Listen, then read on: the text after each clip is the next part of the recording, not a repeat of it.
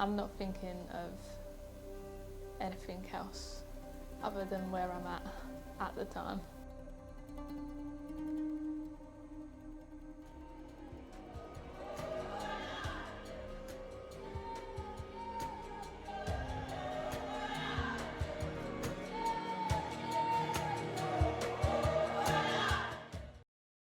First of all, we've got 3 women who haven't done an ultramarathon before but have a bit of trail running experience, putting themselves out there and actually doing this.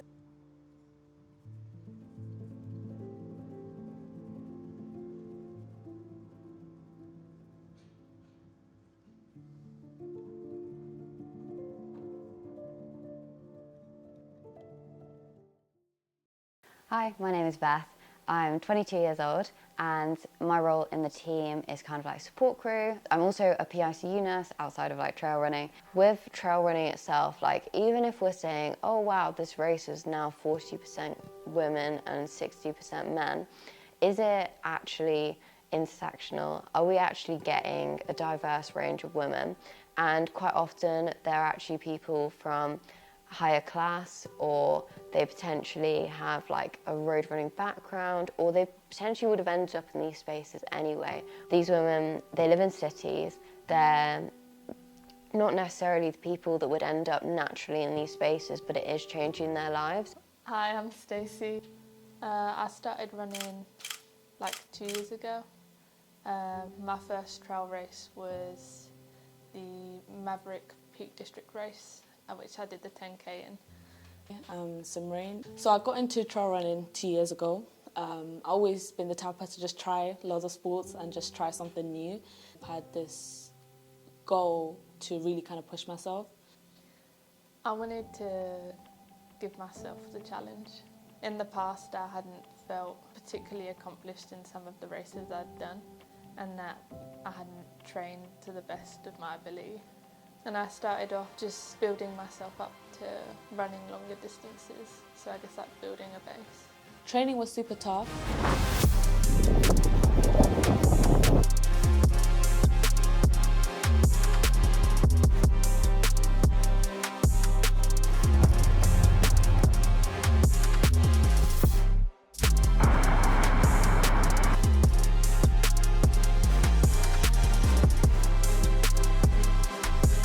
And in my first race, which to be fair, I had no idea what I was getting myself into when I joined that race. And now I'm doing the 110 Morocco.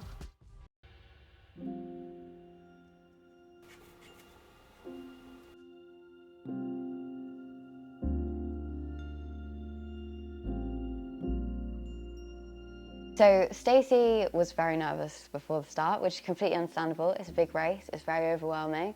And we walked down to the start line, and it's one of those things that I felt like she would calm down once she'd actually started running and kind of believed in herself again. They're taking up the space, they're showing they deserve to be there, they're being brave and putting themselves out there, so. How are you feeling? Nervous.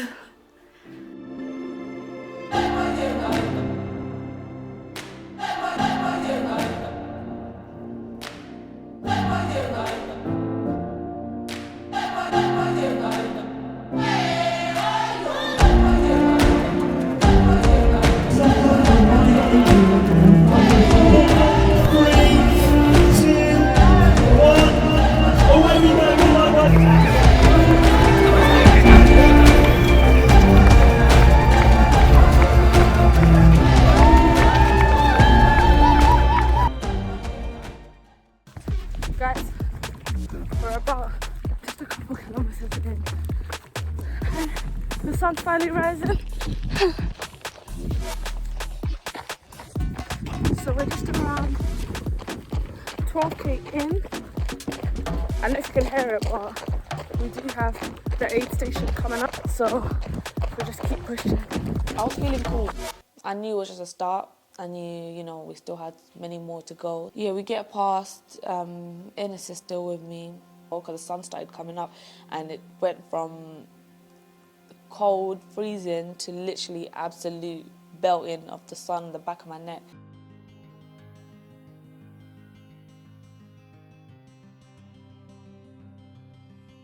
You nearly, it's like, oh, the end.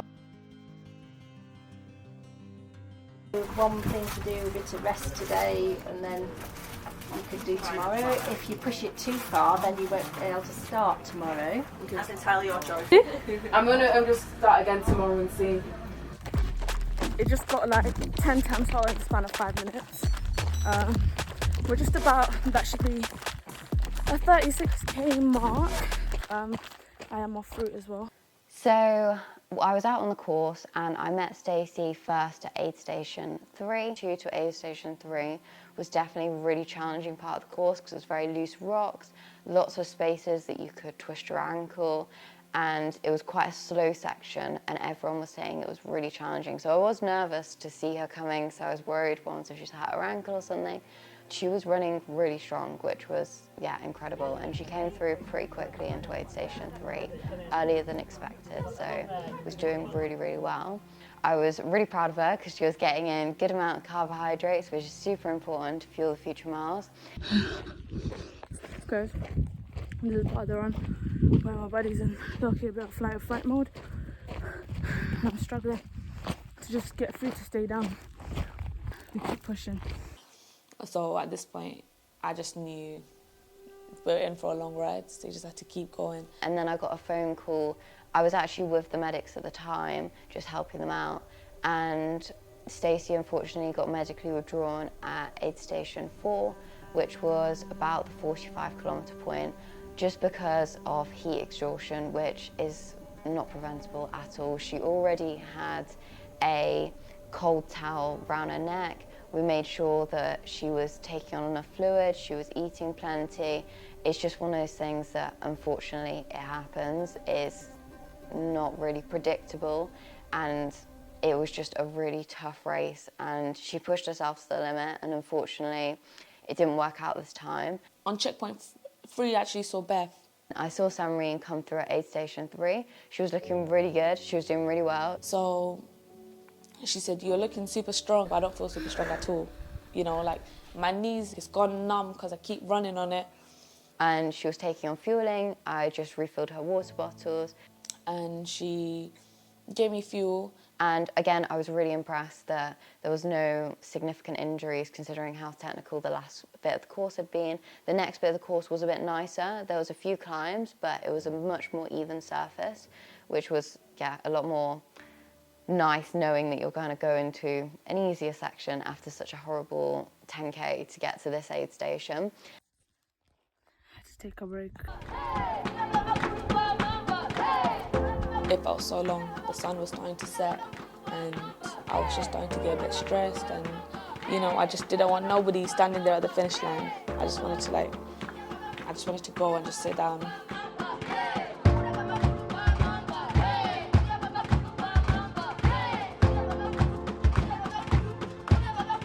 It's literally like one little alley.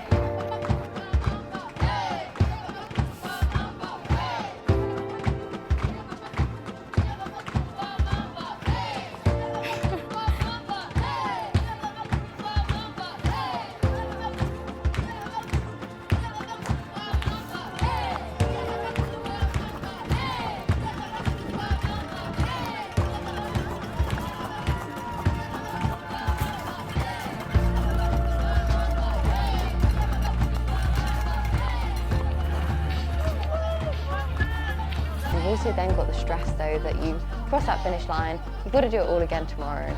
So it's kind of the nerves start coming again, because yes, you're happy that you've just crossed the finish line, but you've also got the anticipation like, I've got to do that all again tomorrow, and tomorrow I'm not going to feel as fresh. That night, I think I was just in so much pain from my knee. I just physically just didn't feel like I could.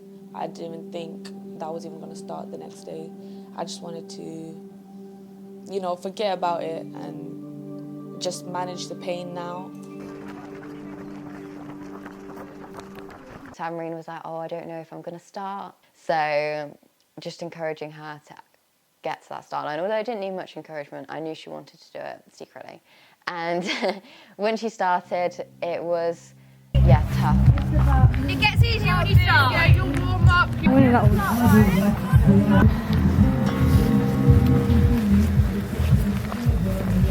It started on the road, and The medics that I was with at the time actually said that they were considering medically withdrawing her because she wasn't moving too well, but they were going to let her keep going till at least aid station 1 and then reassess the situation. I was with Ines for quite a bit. I saw her in pain, and then I saw Stacey at the aid station get medically withdrawn.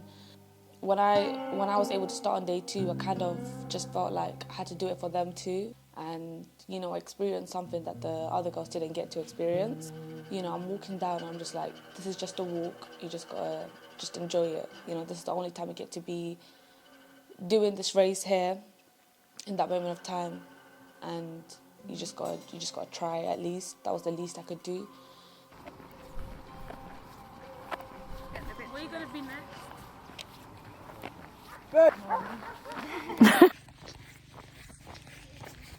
Guys, this is day 2, around 12 kilometers, and I genuinely didn't think I was going to make it today, but we are going to try and make it. And a lot of the course is very isolating. You're on your own and you can potentially not see anyone in front of you or anyone behind it. It's so easy to get into the pain cave and just have that negative talk. So to push through it and to keep going was just incredible, basically. It wasn't as hilly as the first day. The elevation wasn't as much as the first day. So I knew that today was going to be easier than yesterday. The battle was just really against myself. So I make it to aid station 1. And then I met her at aid station 2 and we kind of had an agreement, get to aid station 2, we'll reassess things and I'll walk with you for a bit just to kind of keep things going. And so she came into aid station 2 and I actually couldn't believe she looked great. Like, she was taking on fueling, she was drinking well, and she was actually moving really well. I saw Beth and I said, you know, I've made it so far to aid station 2 to come see you. We have to at least make it to aid station 3. And she was like, okay, cool, that's the plan. So she ended up packing some of my nutrition to electrolytes. And so I then joined her at that point. We took some crisps and some electrolytes, lots of snacks for along the way.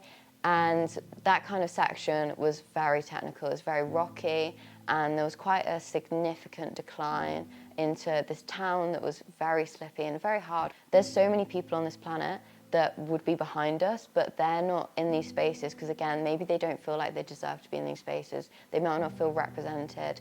They might not feel like that this is a space that they deserve to be in. It's just going to show other women that actually we do deserve to be in these spaces.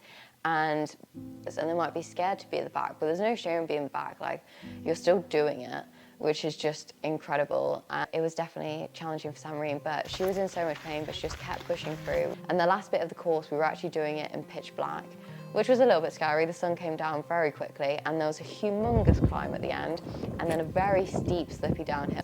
It felt so far away again, you know. At certain moments, it felt like it was so close, and then at certain moments, it just felt like this is going to be the longest walk ever. So, you know, one foot in front of the other, we got to the top of the hill, and I just looked back, and I just remember feeling like where I felt so small, just amongst all the desert that I can see, you know, and it made me feel grateful. At that moment, I was so grateful for the pain.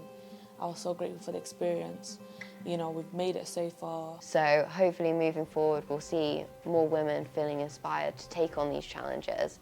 And even if it's not 110k across the desert, because I appreciate that's quite extreme, it's just trying your local park run, going out onto the trails, going on a hike, whatever your challenge is, it's just being in those spaces, being present and showing that you deserve to be there and seeing what you can get from it. You know, like I did the hard part of the first day of the race, but not finish it.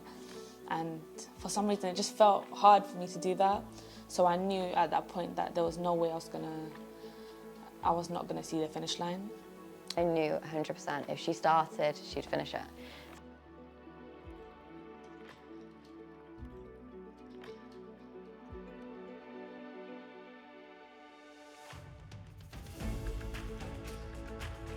You know, I was so far away from home. I was in a place that I have no connection to, but now I've built, and now it feels like it's the place that kind of built me now, so.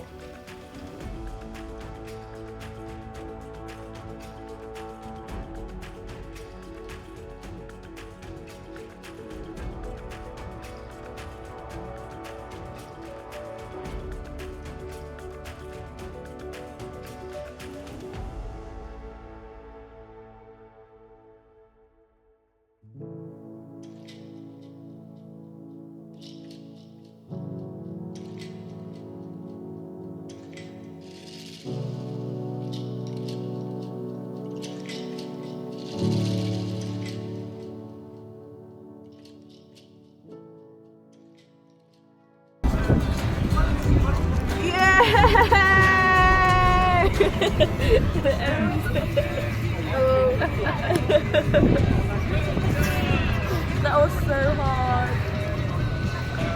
That was so hard.